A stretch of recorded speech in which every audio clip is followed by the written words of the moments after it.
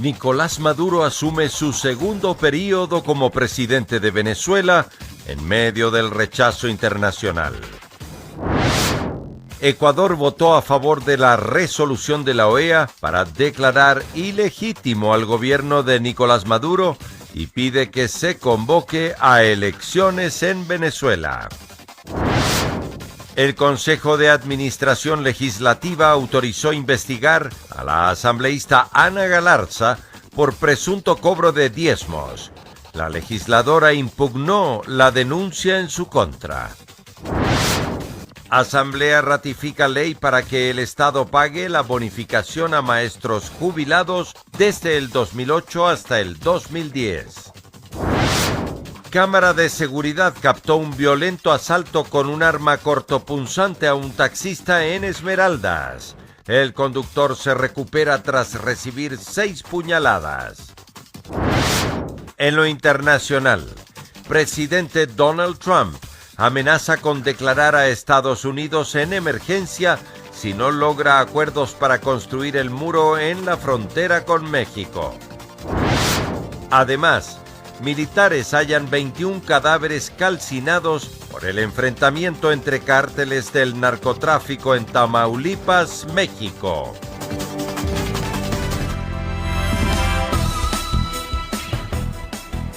Jueves 10 de enero del 2019, amigos, es un gusto estar nuevamente con ustedes aquí en la emisión estelar del Comercio TV con lo más destacado en esta jornada. Es un privilegio trabajar para ustedes. Aquí iniciamos.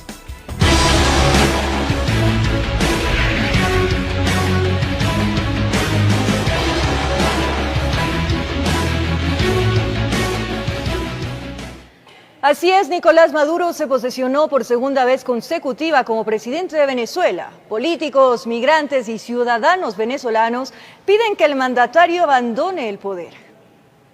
Está certificado mi juramento y desde hoy asumo la presidencia de la República para el segundo periodo. Nicolás Maduro se posesionó como presidente de Venezuela para el periodo 2019-2025.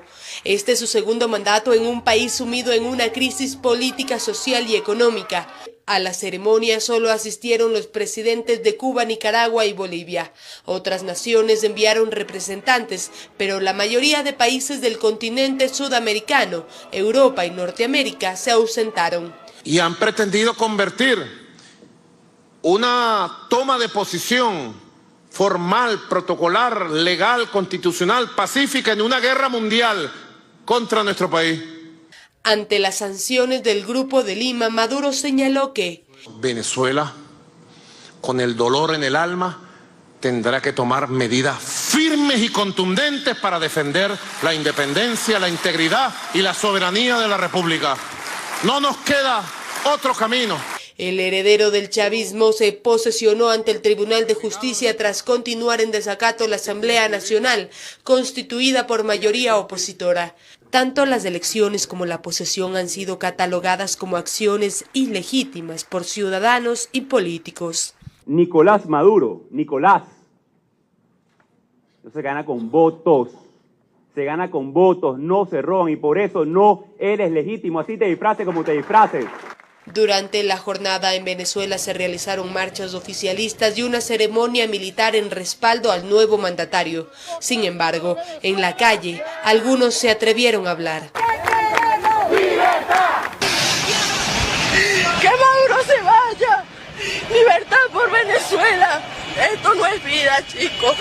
Los niños no tienen, la gente no tiene, el dinero no les alcanza. El dinero no alcanza. Libertad para Venezuela es el lema alrededor del mundo. Migrantes venezolanos que se encuentran en Perú, Brasil, España y otras partes piden la salida del presidente posesionado. Los venezolanos alrededor del mundo, incluyendo en Venezuela, hemos decidido tomar la calle. Hemos decidido decirle al régimen de Maduro que no los aceptamos más. ¡Libertad!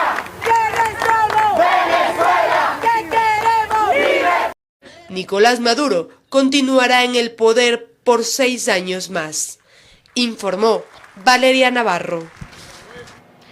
Organismos internacionales como la Organización de Estados Americanos y la Unión Europea declararon el régimen de Maduro como ilegítimo y piden convocar a nuevas elecciones en Venezuela. Ecuador se sumó a esta postura. Con 19 votos a favor, 6 en contra y 8 abstenciones, la Organización de Estados Americanos, OEA, aprobó una resolución para declarar ilegítimo el segundo mandato de Nicolás Maduro. Ecuador figuró entre los países que votaron a favor de este acuerdo. El canciller ecuatoriano José Valencia dijo que pese a la decisión de no reconocer al representante del Ejecutivo, Ecuador no romperá relaciones con Venezuela. Tenemos relaciones diplomáticas. Nuevamente, el momento en que nosotros tenemos o suspendemos las relaciones diplomáticas es otra situación que en este momento no se ha producido.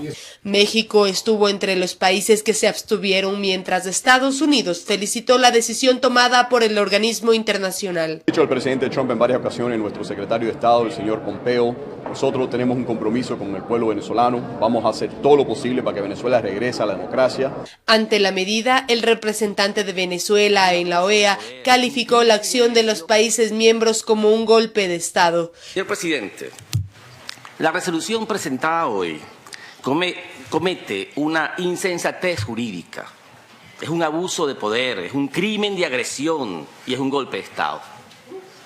Todo con el propósito de promover el caos y una intervención militar extranjera que destruiría no solamente la paz de Venezuela, sino en toda la región. Esa resolución es un plan criminal que traerá dolor y vergüenza para satisfacer la codicia de unos pocos. Nicolás Maduro se posesionó a pesar de un fuerte rechazo internacional. Entre los países que le dan la espalda está Paraguay, mismo que rompió relaciones diplomáticas con Venezuela. He dispuesto el cierre de nuestra embajada y el inmediato retiro del personal diplomático paraguayo acreditado ante dicho país. En este marco, el presidente paraguayo dijo que no cancelará la deuda que tiene su país con PDVSA Venezuela, que es de 280 a 300 millones de dólares. Mi gobierno manifiesta que no desconoce la deuda contraída con PDVSA en función al Acuerdo de Caracas. Durante su posesión, Maduro demostró que ante no contar con el apoyo de los países de su continente, reforzará relaciones con gobiernos como Turquía, Rusia, China, entre otros. Informó Valeria Navarro. La decisión del gobierno de no enviar una delegación ecuatoriana a la posesión de Nicolás Maduro es calificada como una medida tibia dentro de un momento crucial para el destino del país petrolero. Expertos diplomáticos aseguran que el presidente debería sumarse a la posición de otras naciones. No enviar ninguna autoridad a Venezuela para la ceremonia de investidura del segundo mandato de Nicolás Maduro fue la decisión que la noche del miércoles anunció en cadena nacional el presidente Lenín Moreno y que ha generado diversas reacciones. Para los entendidos en materia diplomática desde el punto de vista simbólico, están de acuerdo con este paso, pero aún faltaría concretar, sostiene el ex embajador Mauricio Gándara. Me parece un buen gesto, pero no pasa de ser un buen gesto. Lo de fondo es si se reconoce o no se reconoce al nuevo gobierno arbitrariamente constituido. Y con ello concuerda el ex canciller Marcelo Fernández de Córdoba, para quien además el gobierno ecuatoriano debería alinearse a la posición de otras naciones, quienes han desconocido al gobierno de Maduro. A mí me hubiera gustado que sea un poco más claro, que sea un poco más completo, en que el Ecuador se integre ya de hecho al Grupo de Lima. Y aunque no quisiera sumarse al Grupo de Lima, tiene otra opción, señala Gándara. Si no quisiera, puede hacer lo mismo individualmente, ¿no es cierto? Es decir, no reconozco a este nuevo gobierno. Y es que si el gobierno ecuatoriano no muestra una posición clara ante la comunidad internacional, esto podría dejar otras interpretaciones, señala. Si no se le condena como le están condenando a la gran mayoría de países, el Ecuador implícitamente le estaría reconociendo. Una interpretación que en el difícil momento que atraviesa el país, tanto política como económicamente, no convendría, advierte. Si los organismos internacionales y la práctica financiera en los grandes mercados le están condenando a Venezuela, ¿qué hacemos nosotros apoyándoles si estamos en una situación muy delicada? Así es que tenemos que incorporarnos al lado de la razón, del derecho y de la conveniencia. Esto como un posible resultado a nivel internacional, pero además de ello también hay que tomar en cuenta las consecuencias internas, resalta Fernández de Córdoba, para quien prueba de ello es la masiva migración de ciudadanos venezolanos a Ecuador. Eso es un peso sumamente grande, eso afecta. Si bien es cierto, el Ecuador ha abierto sus brazos para los refugiados, están trabajando algunos legalmente, otros ilegalmente, pero ¿qué implica eso? Que están quitando puestos a los ecuatorianos. Entonces, de aquí ya sentimos el proceso, lo que ocurre en Venezuela nos está afectando, ya somos parte del problema. Un problema que debería obligar al gobierno ecuatoriano a tomar posiciones claras, finaliza. En Quito informó Adriana Rojas. En el ámbito nacional les contamos que la Asamblea, de manera oficial, creará una comisión para investigar las denuncias de supuestos cobros de diezmos que pesa en contra de la legisladora Ana Galarza. Se espera que el Pleno de la legislatura conforme la comisión la próxima semana.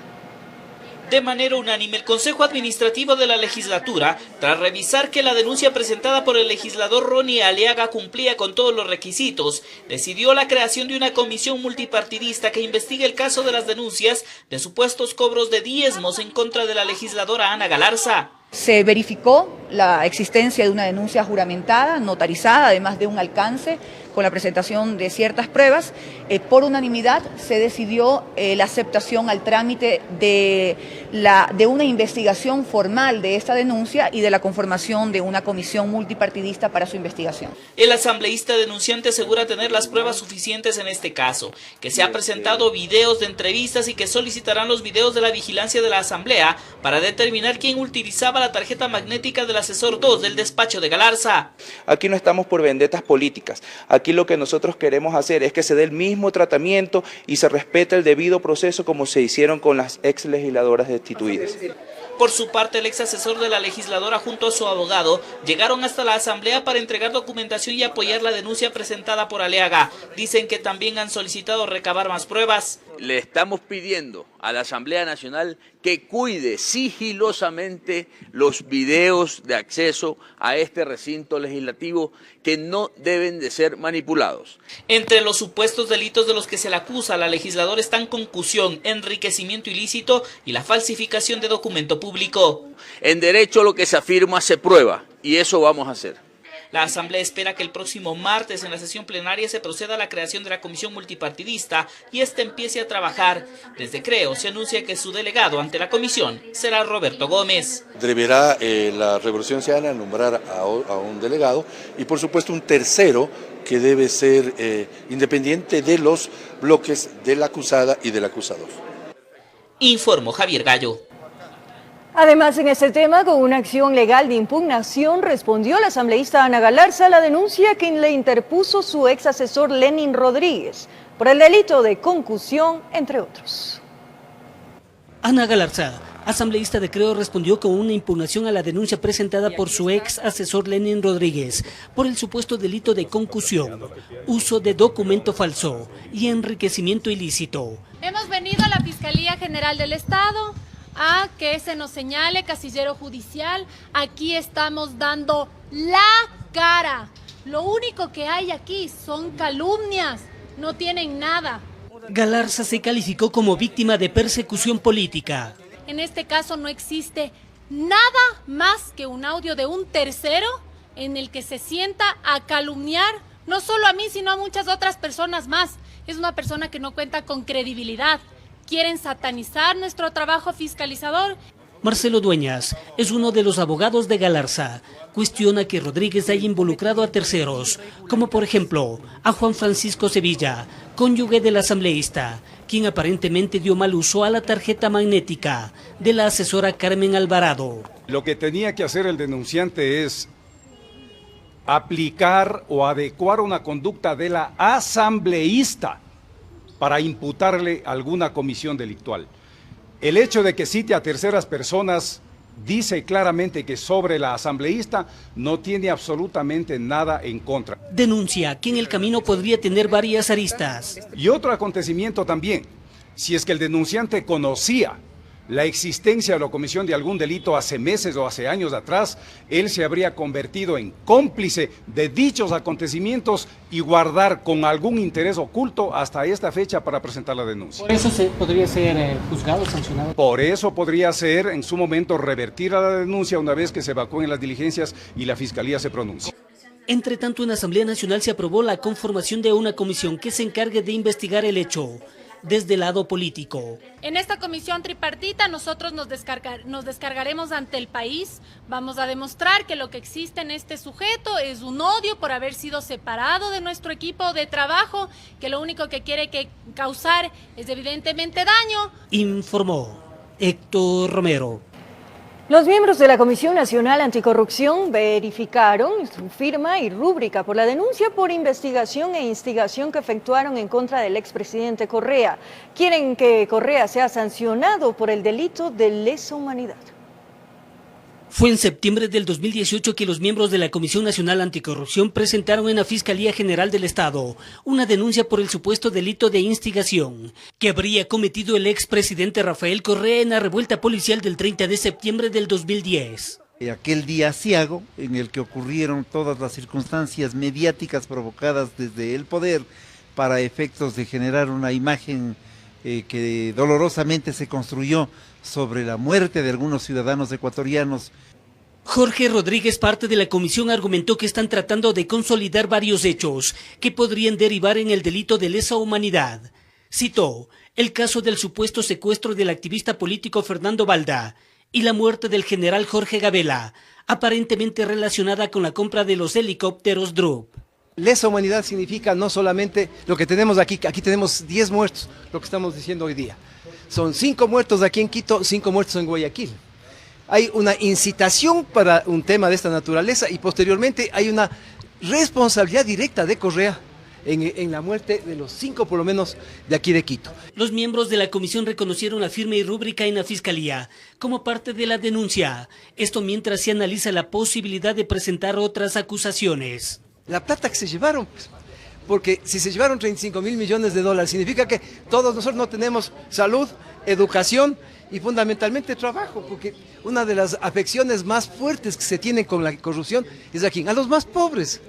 Entonces, ese es un delito masivo. No descartan que en la investigación puedan ser involucrados los altos mandos policial y militar de esa época, informó Héctor Romero. En Guayaquil, la Fiscalía no pudo tomar la versión que debía rendir el expresidente Rafael Correa dentro de la investigación sobre la autoría intelectual del asesinato del periodista Fausto Valdivieso, registrado en el 2013. El fiscal César Peña anticipó que volverá a notificar al exmandatario y además citó a los exministros José Serrano y Ledy Zúñiga para el próximo jueves. La especulación no era descabellada, pero siendo las 9 en el despacho del fiscal César Peña, infructuosa fue la conexión con Bélgica. Vía Sky del expresidente de la República, el mismo que hasta este momento, 9:30 de la mañana, no ha hecho ningún tipo de conexión.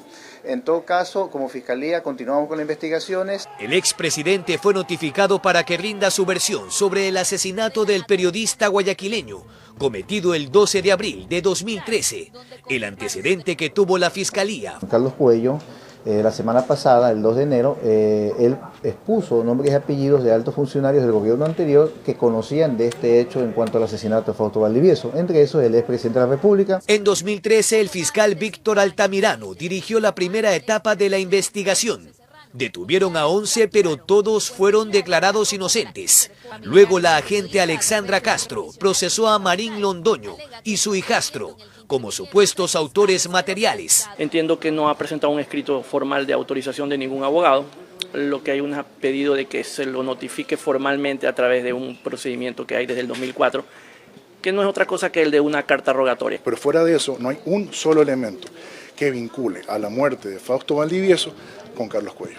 Peña advirtió que la infructuosa diligencia telemática no se quedaría colgada, volverá a notificar al exmandatario y para el otro jueves. A las 8 de la mañana al exministro José Serrano Salgado, a las 9 de la mañana al hijo, en este caso hijo de Fausto Valdivieso, se llama Fausto Valdivieso Bermeo, y a las 10 de la mañana la exministra de Justicia, Lady Zúñiga Bocha. Valdivieso fue asesinado en la ciudadela La Atarazana, en el interior de su auto, luego de visitar a su madre, informó Jorge Escobar. Ramiro Román, abogado de la familia del general Jorge Gavela, demanda la intervención del gobierno nacional para que las investigaciones por la muerte de Gavela no se entorpezcan. Además, pidió garantías para que el perito argentino Roberto Mesa pueda llegar al país.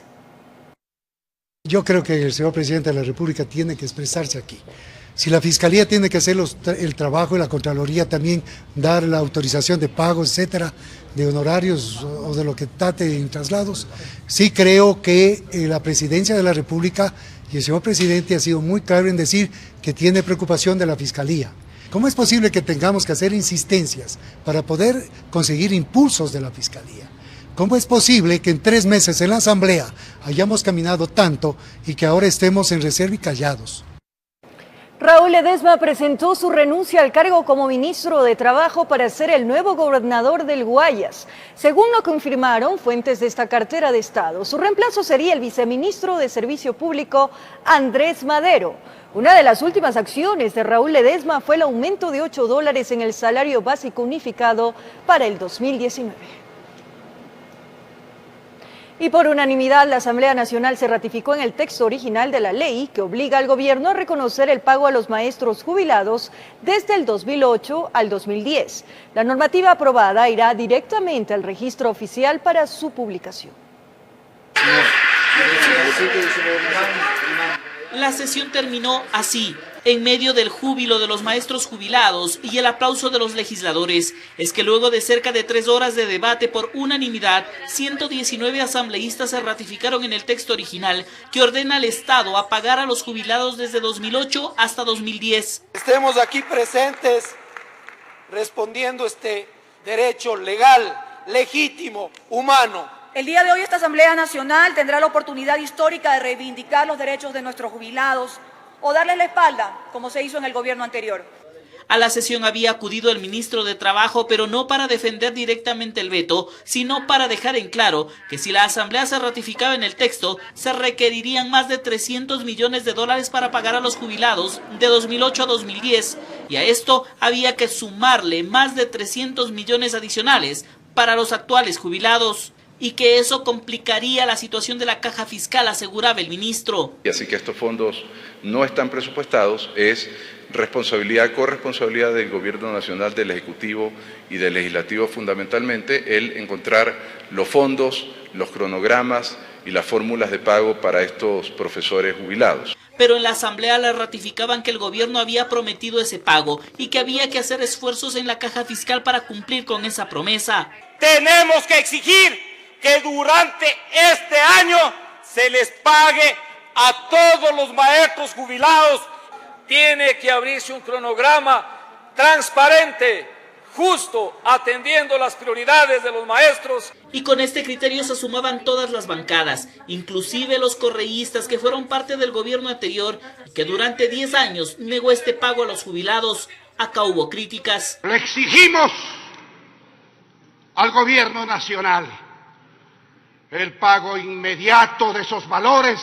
Que en el gobierno de la Revolución Ciudadana se acumuló una deuda enorme a los jubilados que llegó a $1.200 millones. Y esa realidad, señor Cárdenas, usted no la puede desconocer. En todo caso, con esta ratificación, el gobierno deberá buscar los mecanismos legales para cancelar esta deuda que asciende a más de $300 millones para cumplir con los jubilados que han esperado más de una década para que su beneficio se haga efectivo. Informó Javier Gallo. La situación del Instituto Ecuatoriano de Seguridad Social genera preocupación tanto en jubilados como en afiliados. Expertos plantean que se debe reformar el sistema de manera integral para sacarlo de terapia intensiva. La deuda de 3.000 millones que mantiene el Estado con el IES orilló al instituto a una crisis que a primera vista es evidente que para hacerle frente se necesitan tomar medidas drásticas. medidas que podrían pasar factura a la ciudadanía. Paul Granda, presidente del Consejo Directivo del IES, ya adelantó que las tasas de aportación de trabajadores y empleadores serán analizadas. Hay problemas estructurales, requiere medidas estructurales, pero es necesario que las procesemos y que podamos llegar a un consenso y a un acuerdo. El exdirector del IES y actual miembro de la Mesa de Estudio de la Seguridad Social, Jorge Madero, está consciente de que es momento de tomar decisiones para evitar el colapso del sistema. O lo soporta el gobierno, o soportan los empleadores, o lo soportan todos. Por su lado, el abogado y exdiputado Marco Proaño Maya pone sobre la mesa el desdén de los gobiernos respecto a la seguridad social, que ha sido reflejado a lo largo de los años en la falta de aplicación de las leyes. Un país tiene que ser gobernado por las leyes. En el artículo 185 de la Ley de Seguridad Social, que usted lo puede confirmar, dice que cada 5 años tiene que revisarse obligatoriamente la edad para acceder a la jubilación. Nadie cumplió con este mandato legal. Sobre este punto, Madero tiene reparos. La gran pregunta ¿es eso factible socialmente? ¿Es eso potable socialmente? Hay que medirlo, de tal manera que las fuentes de financiamiento hay que encontrarlas por otros lados. ¿Sí? Pero en lo que ambos coinciden es en la exagerada burocracia de la seguridad social y el costo que representa. No es justo que la plata suya, la plata mía, que apostamos con mucho esfuerzo durante todos los meses, ¿no?, a través de toda la vida, termine siendo gastada en grandes burocracias. Para entender la situación del IES, sin dudas hay que mirar en retrospectiva y pasar un vistazo a las administraciones y decisiones que mermaron a la seguridad social. Una labor que le corresponde a la Contraloría. Quienes tienen que responder son los que tomaron las decisiones, no los empleados. ¿Por qué? Porque quienes tomaron las decisiones sabían que estaban liquidando el futuro del IES. Informó Carolina Basante. Representantes del Comité Empresarial Ecuatoriano rechazan supuestos cobros indebidos que han realizado municipios de las provincias de Manabí y Esmeraldas. Al menos 30 personas se han visto afectadas por supuestos cobros indebidos en aproximadamente 60 municipios de Esmeraldas y Manabí.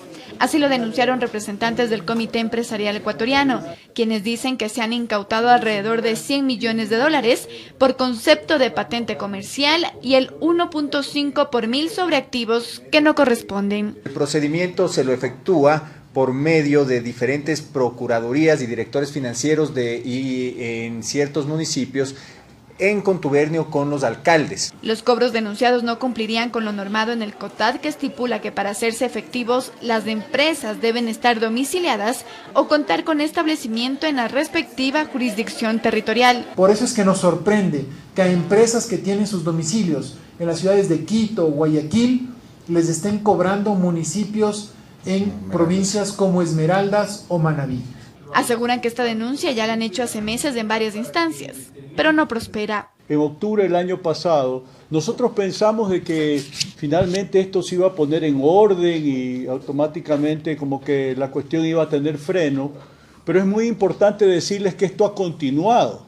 Hacen un llamado a la Contraloría, que ya ha iniciado un examen especial de auditoría a la utilización de los fondos recaudados, pero instan a que se haga extensivo al cobro de tasas excesivas, derivadas de las ordenanzas de implantación de radiobases de telefonía móvil.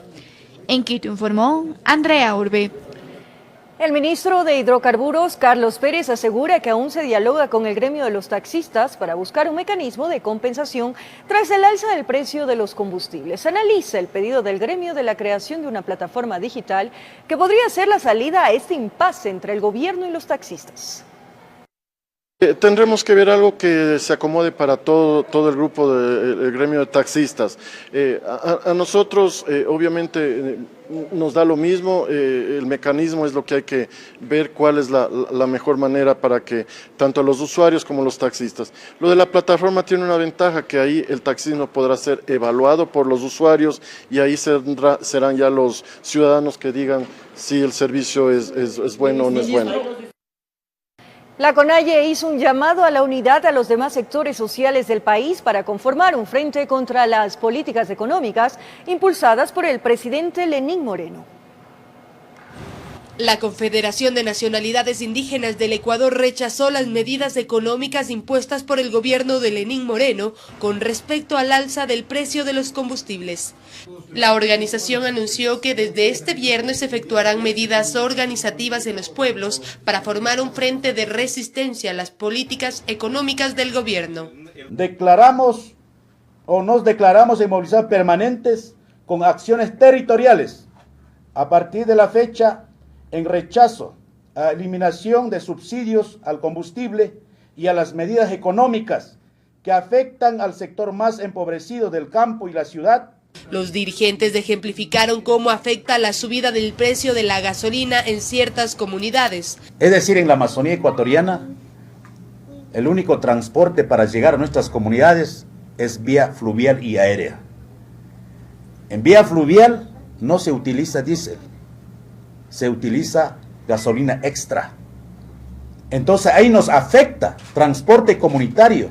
También se refirieron al diálogo entre el gobierno y el sector indígena. Con nadie no se va a prestar que con Secretaría de Educación Intercultural Bilingüe nos tenga engañando, compañeros y compañeras del país.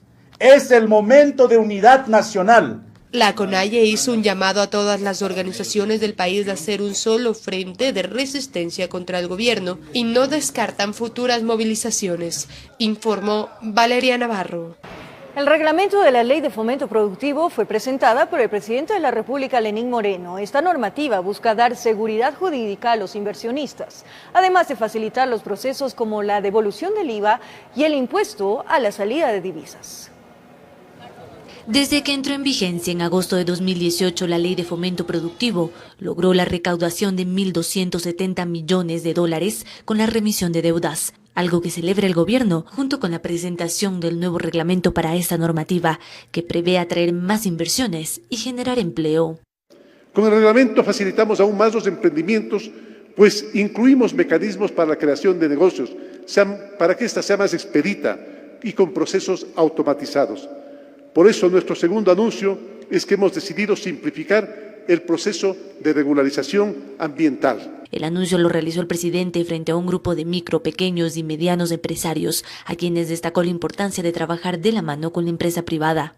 La empresa privada, sí, genera el 77% del empleo del país.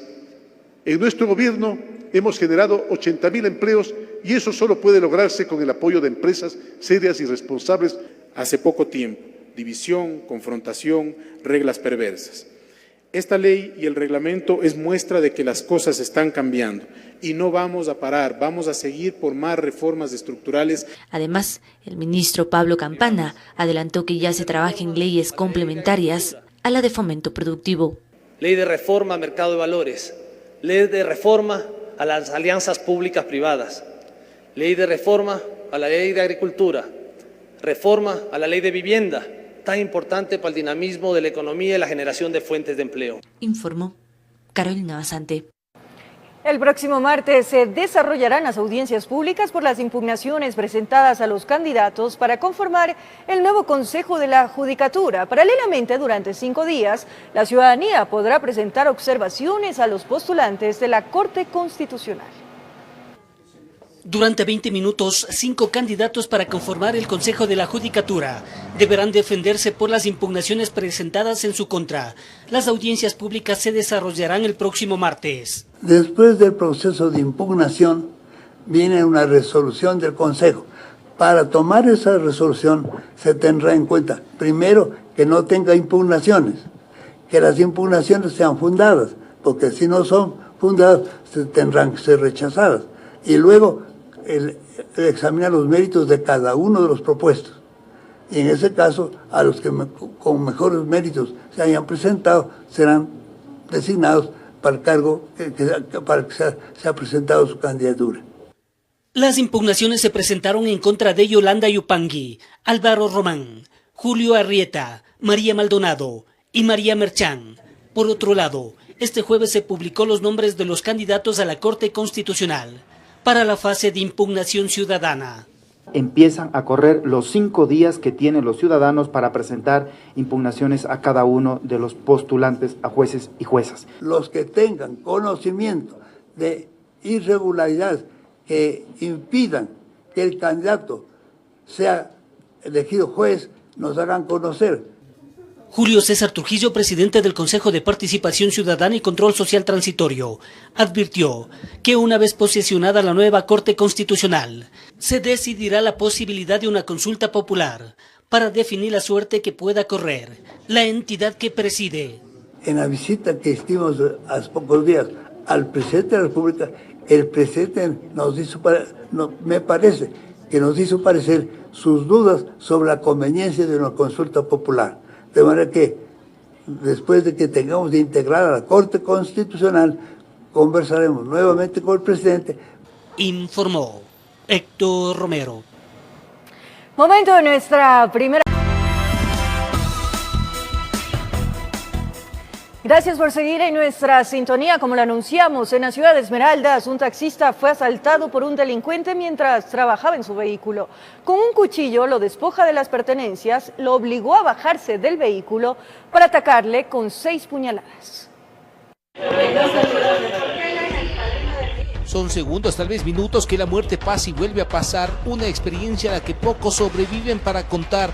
Todo sucedió la noche del martes. Un sujeto solicitó los servicios de un taxi, se subió y pidió que lo lleve al sur de la ciudad, pero no pasó mucho tiempo para que empiece la pesadilla sobre ruedas. Es que como es más fuerte lo tiene. Y me dijo que me iba a matar. Y se cerró que me iba a matar. Con cuchillo en mano obligó al conductor a que le entregue dinero y otros artículos de valor. El joven no puso resistencia, a pesar que colaboró. El delincuente le obligó a bajarse del vehículo, donde ya no hay cámaras. Le propinó 6 puñaladas. Ahí es que lo hago. Yo no lo haría. Y ahí me desmayé. Cuando ya reaccioné de nuevo ya no estaba. Creo yo, no, infiero que él pensó que ya estaba muerto, pues por eso se fue.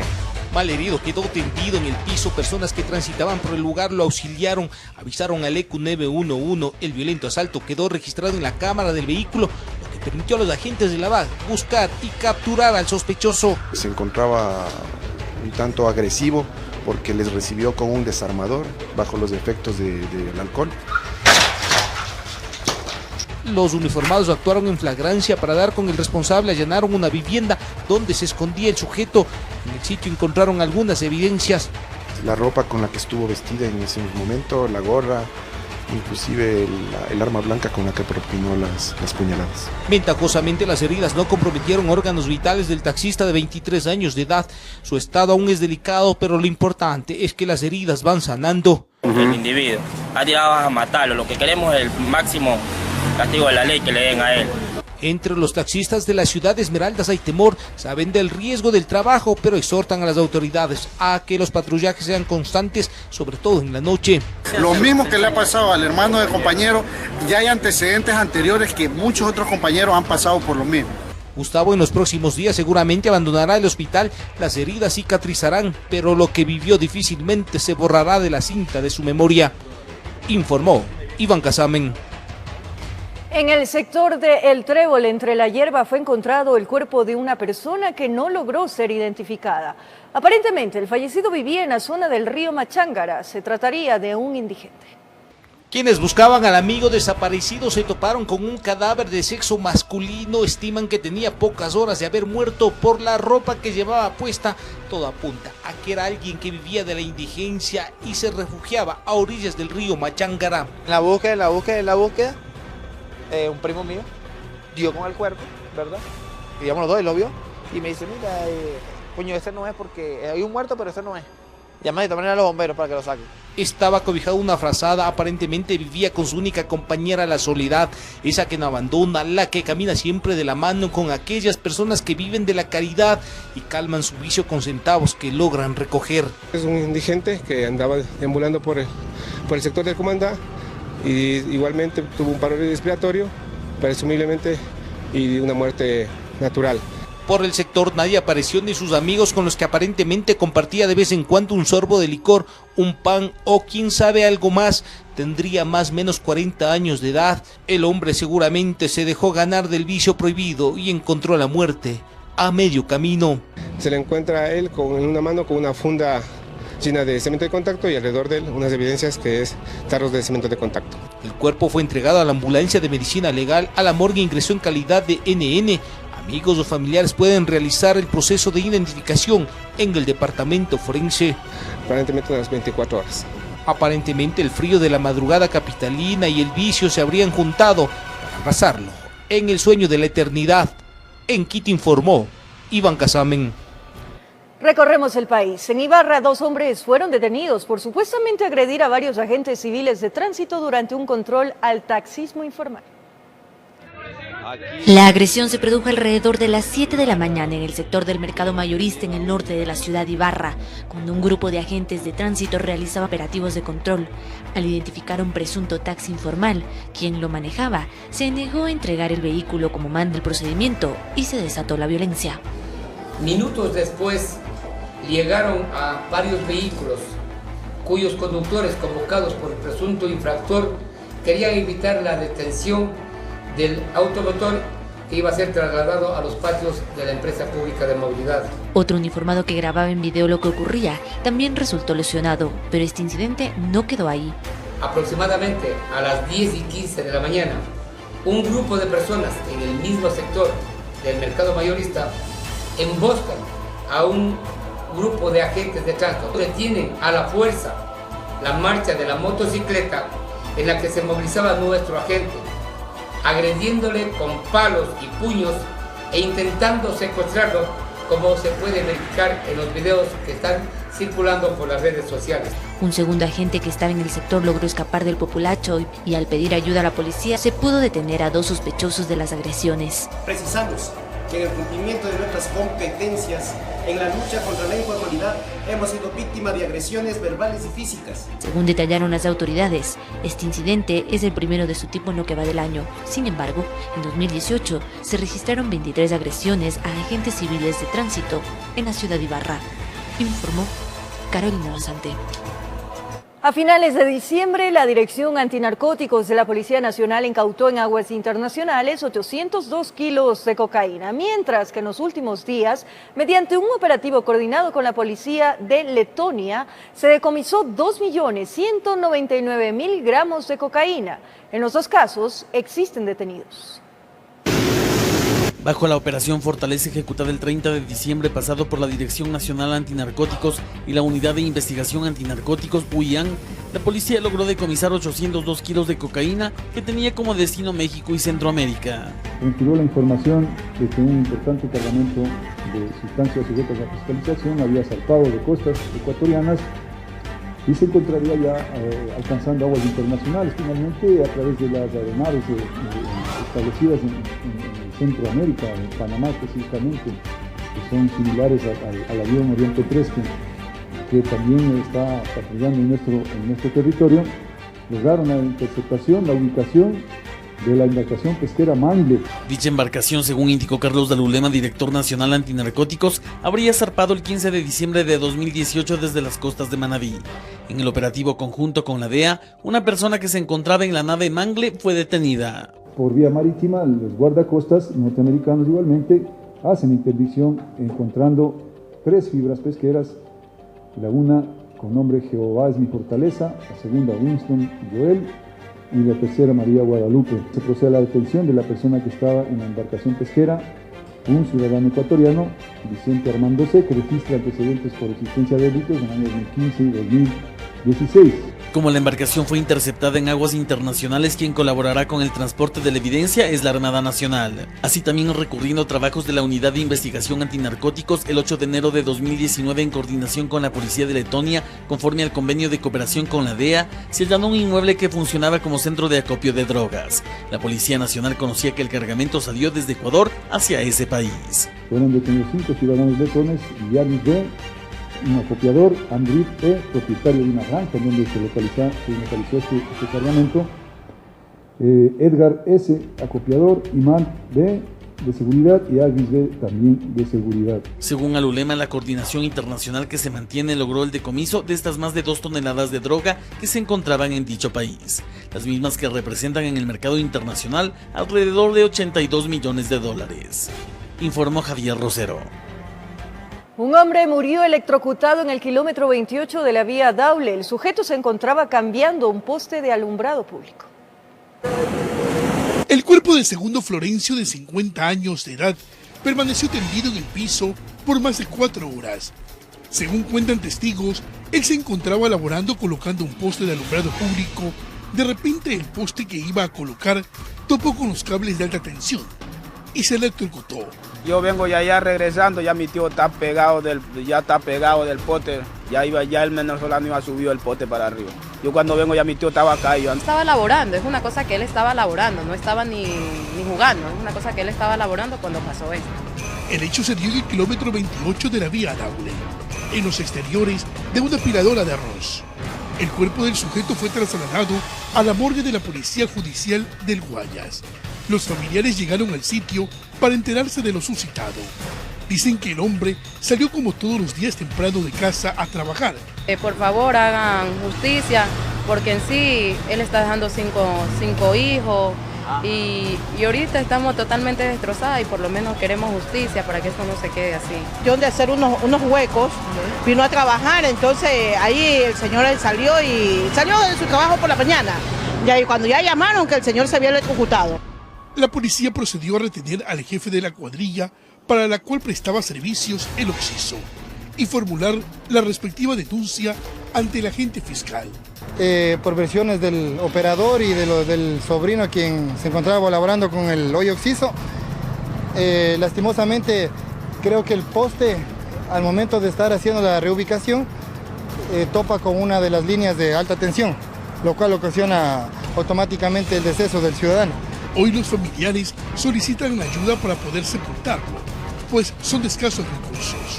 Ahora mi padrastro está allá, en la morgue, nos cuesta tanto dinero sacarlo y nosotros no tenemos nada de dinero, nosotros somos gente humilde. Informó Carlos Julio Gurubendi. Tomamos la información de interés nacional para contarles que durante la tarde de este 10 de enero, el ex procurador del Estado, Diego García, se defendió del juicio político que la legislatura sigue en su contra por incumplimiento de funciones. El argumento de García frente al Pleno fue de que la Comisión de Fiscalización no tenía la facultad para procesarlo. Excesivamente repetitivo en los argumentos, creo que no ha contestado la parte que en mi opinión es medular, el haber inasistido a aquella audiencia que impidió que la Procuraduría sea actor en los juicios por asociación ilícita que el año pasado llenaron todos los informes y además todos los periódicos y noticias radiales y televisivas. Con eso nos despedimos, amigos. Gracias por su compañía, cariño, pero sobre todo fiel sintonía. Un abrazo grande.